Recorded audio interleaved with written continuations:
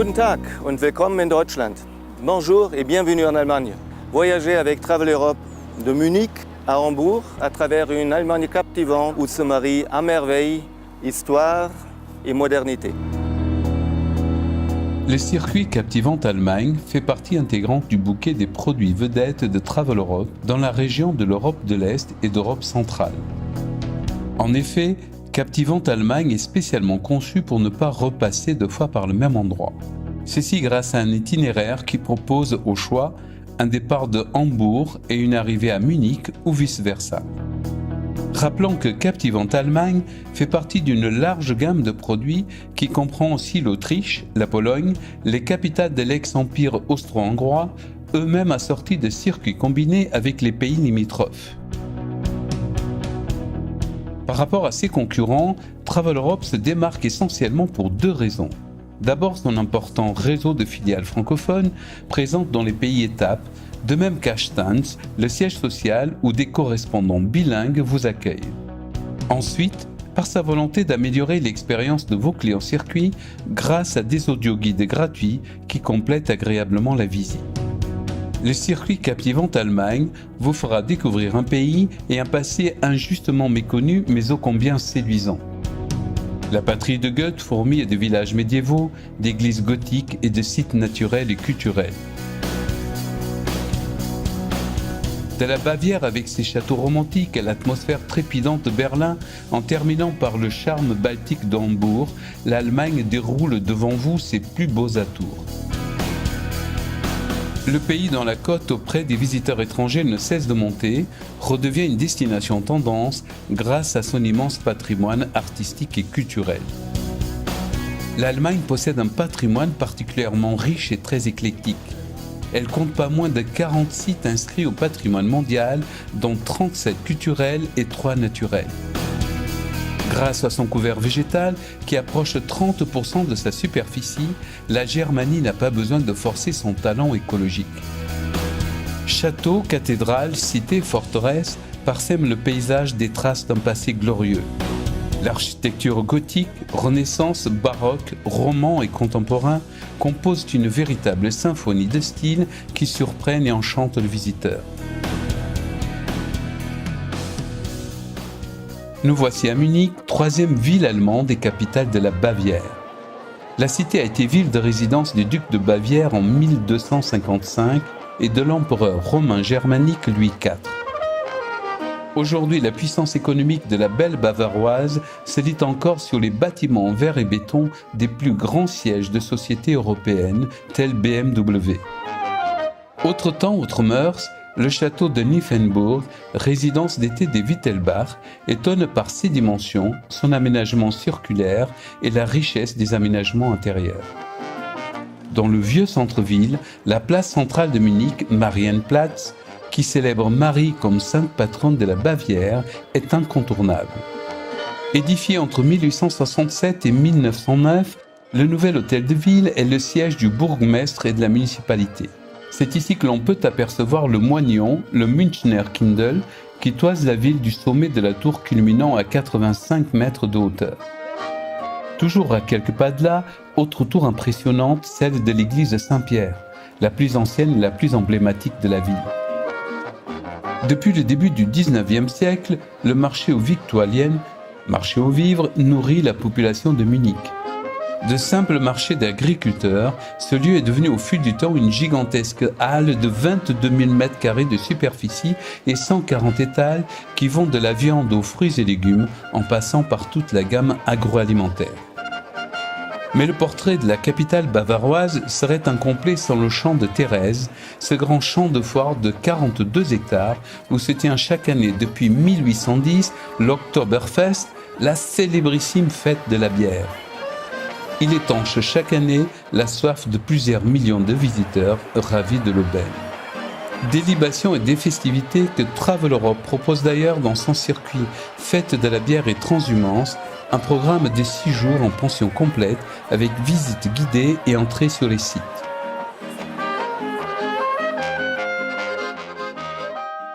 « 345 km environ séparent Munich de Heidelberg, en haut lieu du romantisme, connu également pour avoir hébergé en 1518 Martin Luther, le père de la réforme protestante. Située de part et d'autre des rives du Neckar, la ville est célèbre pour son château majestueux, mais qui a subi du temps les irréparables outrages. Véritable icône dominant la cité et le fleuve, du haut de ses 70 mètres et de ses 700 ans d'histoire, ce monument avec ses dépendances est une sorte de passage obligé à l'entrée de la ville. Il a été bombardé à 2 reprises par les forces françaises lors de la guerre de la Ligue d'Augsbourg en 1689 et 1693. On en voit encore les traces, notamment dans la tour rompue, ainsi appelée, car nettement cisaillée en 2 dans le sens de la hauteur. Il est temps d'aller flâner dans la vieille ville en descendant le chemin du Burgweg pour regagner le centre ancien et sa Marktplatz, la place du marché. Ornée d'une magnifique fontaine dédiée à Hercule, elle est bordée d'élégantes maisons patriciennes, de nombreux cafés et d'une multitude de jolies boutiques qu'encadre la célèbre église du Saint-Esprit. Quelques pas plus loin, voici le Kornmarkt, le marché au grain, considéré comme la plus belle place d'Heidelberg.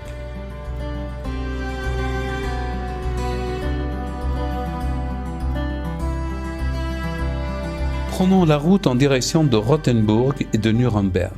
Célèbre étape de la route romantique, Rothenburg a conservé intact son caractère moyenâgeux.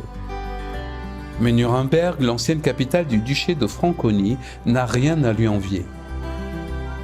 Visitons tout d'abord le château impérial de Nuremberg, le Kaiserburg, fondé en 1040.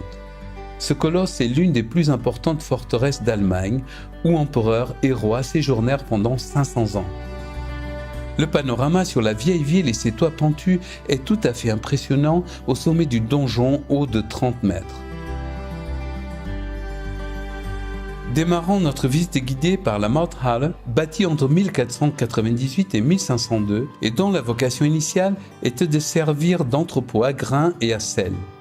L'église Notre-Dame de Nuremberg, construite sur les ruines de la synagogue, détruite lors du pogrom de 1349, a été initiée sous l'impulsion de l'empereur Charles IV entre 1352 et 1362.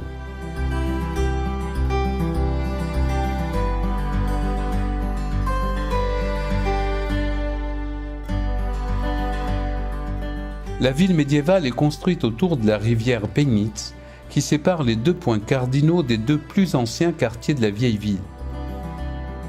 Ceci explique les nombreux ponts historiques qui jalonnent le parcours, et notamment les plus célèbres, le pont du Bourreau, où résidait l'exécuteur de Nuremberg, ou encore celui très connu dit de la viande. Surmonté à gauche de son célèbre bœuf, près du portail de l'abattoir, il permet depuis 1598 le passage vers la rive nord du quartier Saint-Sebald.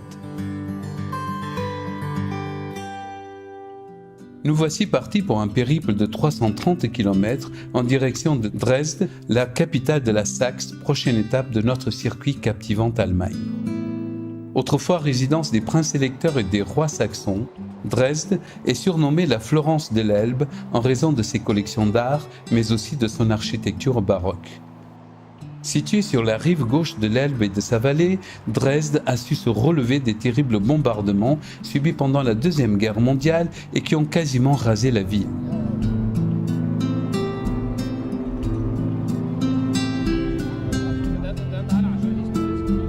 On peut évoquer l'Opéra Saint-Père ou encore le Palais Zwinger, remarquable ensemble baroque comprenant un pavillon et un arc de triomphe intitulé La Porte Couronnée et entouré d'un bassin.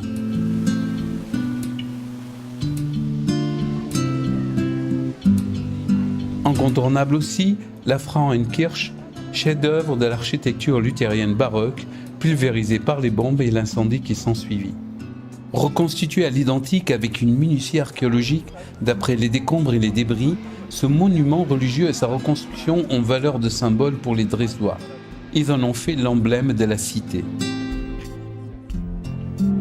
À vrai dire, on n'a pas vu depuis longtemps autant d'édifices historiques reconstruits sur un même site si bien et en si peu de temps. C'est une véritable renaissance que vit la ville. Nous voici à Berlin après une traversée de la région de Saxe-Anhalt. Depuis la chute du mur en 1989, la capitale allemande incarne tous les rêves et tous les possibles. Branchée, trépidante, créative, lieu de rendez-vous des artistes du monde entier, cette mégapole grande comme 8 fois Paris a été de tout temps et sous toutes les époques un foyer de culture. Berlin est une ville très jeune, très intéressante et avec beaucoup d'histoires, très condensée, surtout les derniers 100 ans. Une ville très mixte, riche en culture et aussi en bars, boîtes, restaurants, assez détendue pour habiter ou aussi pour la visiter. Nous débutons notre visite par la partie est avec la tour de la télévision de Berlin qui mesure 368 mètres et accueille le restaurant tournant le plus haut d'Europe. Érigée entre 1788 et 1791, la porte de Brandebourg a été endommagée par les bombardements alliés durant la Deuxième Guerre mondiale. Ce monument emblématique et symbole de Berlin est le dernier vestige des 18 portes originelles de la ville. Il est redevenu le trait d'union entre l'Est et l'Ouest. La Potsdamer Platz est aussi un symbole fort de la réunification. C'est dans ce lieu que battait dans les années 20 le cœur de Berlin. Il était devenu un terrain vague pendant la Deuxième Guerre mondiale, mais sa résurrection fut assurée par des architectes prestigieux. Ils ont changé le No Man's Land en exemple du renouveau urbain qui a métamorphosé Berlin dans les années 1990. Jusqu'à la chute du mur, le 9 novembre 1989, Checkpoint Charlie marquait la frontière entre l'Ouest et l'Est, la liberté, la captivité. Ce lieu demeure un site incontournable pour les Berlinois et est toujours empreint d'une forte charge émotionnelle. Dans la même veine, voici le musée du mur fondé le 19 octobre 1962 par Rainer Hildebrandt, militant des droits de l'homme. Dans ce lieu, plus de 2000 mètres carrés sont consacrés à l'histoire du mur de Berlin. On y découvre l'imagination débordante, les moyens et les outils, et les objets mis en œuvre lors des tentatives d'évasion. Depuis, l'ouvrage est devenu symbole de liberté et espace d'expression. Les artistes en ont fait leur toile, et à l'East Side Gallery, par exemple, on peut encore admirer près de 140 œuvres représentées sur plus d'1 kilomètre de long. Alors, si vous passez une journée ici à Berlin, on voit bien sûr les vestiges du mur. Là encore, il y a un musée très intéressant. Il y a des grands parcs qu'on traverse avec des monuments autour. Le gouvernement, le fameux Reichstag, qui était quand même pratiquement le but de la dernière bataille à la fin de la Seconde Guerre mondiale.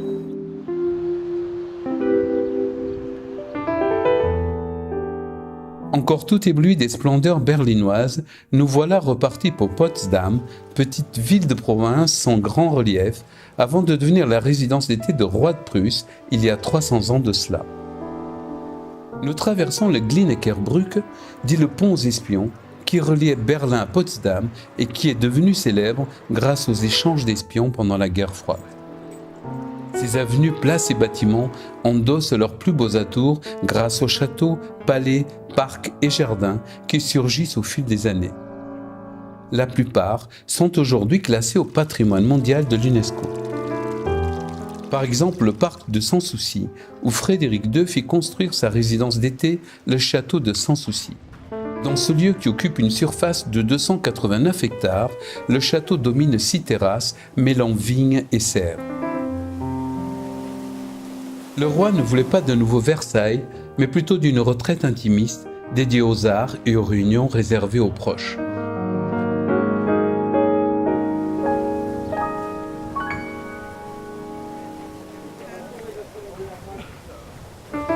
Avant de reprendre la route vers Mecklembourg-Poméranie, nous faisons une petite halte dans le quartier hollandais. En 1752, Frédéric Guillaume Ier commanda à son architecte Philippe Boeman, d'origine hollandaise, la construction de 134 maisons dans le style flamand. Aujourd'hui, on n'y trouve pas beaucoup de Bataves, mais l'endroit grouille de boutiques branchées, cafés et galeries avant-gardistes. Schwerin, ancienne résidence des ducs et grands-ducs de Mecklembourg, est une charmante petite ville-étape avant notre arrivée à Lübeck. Nichée dans un écrin de lac, elle possède un superbe château médiéval. Mais nous voici déjà à Lübeck, avant-dernière étape de notre périple et l'une des villes allemandes les plus pittoresques. La capitale de la Ligue hanséatique, l'association des villes marchandes autour de la mer du Nord et de la mer Baltique, a été aussi surnommée la Reine de la Hanse. Fondée en 1143, une partie de la ville, notamment celle qui concerne l'architecture en briques rouges, a été inscrite au patrimoine de l'humanité. La vieille ville se trouve sur un îlot au confluent de deux rivières navigables qui débouchent sur la mer Baltique 17 km plus loin.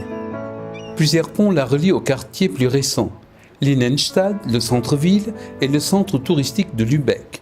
On y aperçoit des maisons à hauts pignons de style gothique, renaissance, baroque et classique, ainsi que des hautes tours et des portes fortifiées. Une prospérité et une puissance ostentatoire, symbolisée par la Holsteintor, qui telle une sentinelle, veille à l'entrée de l'enceinte. L'édifice de style gothique, avec ses murs épais de 3,50 m, date du XVe siècle. On y aperçoit aussi l'église Sainte-Marie ou Notre-Dame de Lübeck, avec à sa droite l'hôtel de ville. Depuis 1351, les hautes flèches vertes de cet édifice luthérien, classé à l'UNESCO, montent la garde. Notre circuit captivant Allemagne va s'achever en apothéose avec Hambourg, un autre membre fondateur de la Ligue hanséatique. La deuxième plus grande ville d'Allemagne et le premier port du pays est située près de l'embouchure de l'Elbe et à proximité de la mer du Nord. Son architecture, son réseau de canaux et les abords luxuriants de la rivière Alster forment un lac artificiel au cœur de la ville et en font un centre touristique de référence. La ville foisonne de théâtres et musées et l'ambiance du Hamburg by Night est rythmée par St. Pauli, l'un des 105 quartiers de la ville. Mais la découverte de la cité lente par la mer est assez spectaculaire. Les gigantesques porte-conteneurs et les paquebots de croisière sont là pour rappeler que le port situé sur l'Elbe est le plus grand d'Allemagne et le troisième européen. Travel Europe vous donnera l'occasion de mieux découvrir celui qu'on appelle la porte de l'Allemagne lors d'une croisière en bateau. L'occasion aussi d'apercevoir les docks centenaires avec leurs façades en briques rouges, contrastant avec l'urbanisme et l'architecture moderne des buildings. Le centre culturel de Hambourg est formé de l'Altstadt, l'ancienne ville, et de la Neustadt, la nouvelle ville. Ici, le terrible incendie de 1842 a ravagé une grande partie du patrimoine et les bombardements ont achevé le reste. Parmi les quelques édifices historiques rescapés, on peut mentionner l'hôtel de ville, aujourd'hui siège du Parlement et du Sénat, même s'il a entièrement brûlé en 1842. Le paysage hambourgeois est également marqué par les tours des églises principales Sainte-Catherine, Saint-Pierre, Saint-Jacob, Saint-Nicolas et Saint-Michel. Cette dernière est une église baroque remarquable, devenue le symbole de Hambourg. Avec ses 2500 places assises, c'est aussi la plus grande église luthérienne de la ville. Hambourg est une ville verte, agréable à vivre et parfaitement représentative de la destination Allemagne, avec 14% de sa surface urbaine occupée par des espaces verts.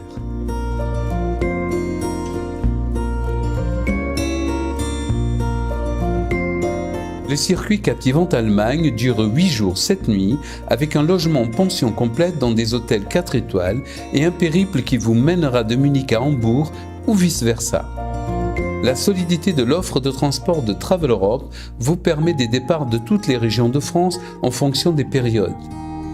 Il est même possible de programmer des vols de n'importe quel aéroport français à partir de 65 personnes. Il permettra à vos clients de découvrir une destination originale et surprenante avec une diversité et une variété étonnantes. Travel Europe vous accompagne tout au long de votre voyage.